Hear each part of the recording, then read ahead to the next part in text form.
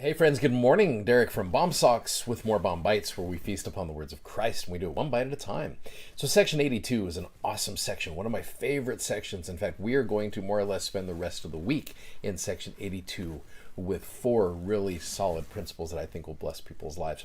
So starting off, I want to introduce you, and I've told my students this before, introduce you to a scripture hero of mine. It is Spider-Man. Okay, and you're probably like, awesome, Spider-Man in the scriptures. I must have missed that day in seminary, right?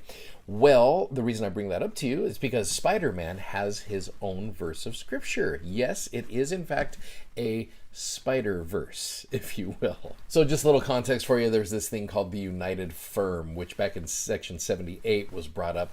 And the United Firm, again, just a reminder, it's also known as the United Order. It's a business management company established by Joseph that oversaw both the church's economic pursuits, such as maintaining properties, some spiritual matters, such as publishing revelations, and planning out the city of Zion. So keeping in mind the purposes of the United Firm, what was the purpose of the United Firm?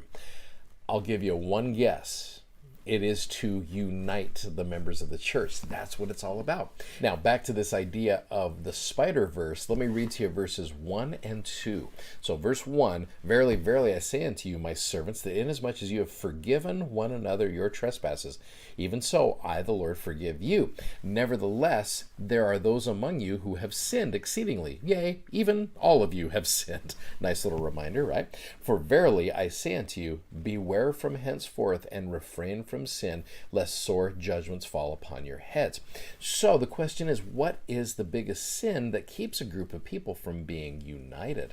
Well, you know what comes after verse 2. You have the Spider-Verse. Okay, now you're familiar with Spider-Man's great statement, with great power comes great responsibility. Well, you go to verse number 3 and it says, For unto him whom much is given, much is required. And he who sins against the greater light shall receive the greater condemnation. So really the idea is when we have been given a lot, there is a lot expected of us. In fact, Brigham Young said this. He said, the more we are blessed with means, the more we are blessed with responsibility. So this great quote surrounding Spider-Man actually started way back in the scriptures, and it's an eternal principle where you have been given a great deal of things. It is expected of you to be able to share those things. In fact, what is our great responsibility when we have been given much? Now, many of you are probably thinking, oh, I wish there was a hymn written about that. Well, you go to hymn number 219, which is actually, you can't do it in your gospel library app because there's some copyright to this, so the church doesn't own the copyright to this. So you may have to pull out a good old-fashioned hymn book, or you might even be able to Google search it. But you go to hymn number 219, which is called Because I Have Been Given Much. It's a great hymn. So take a moment and just read through the words of hymn number 219. What words or phrases do you think will help us want to be more giving in our lives? So take a few minutes, just look through this, and I'll talk about a couple after.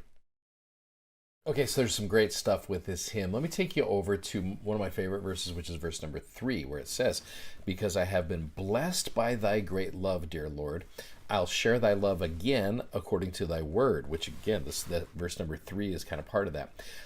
I shall give love to those in need. I'll show that love by word and deed. Thus shall my thanks be thanks indeed. One of the greatest ways you can show gratitude to the Lord is serving his children.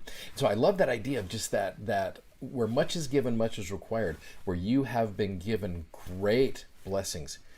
It's our responsibility to be able to bless other people's lives with them. So take the time to be able to do that, and I know we will be blessed as we take the time to be able to help other people out. It's a great verse, and that's just one verse right there in section 82.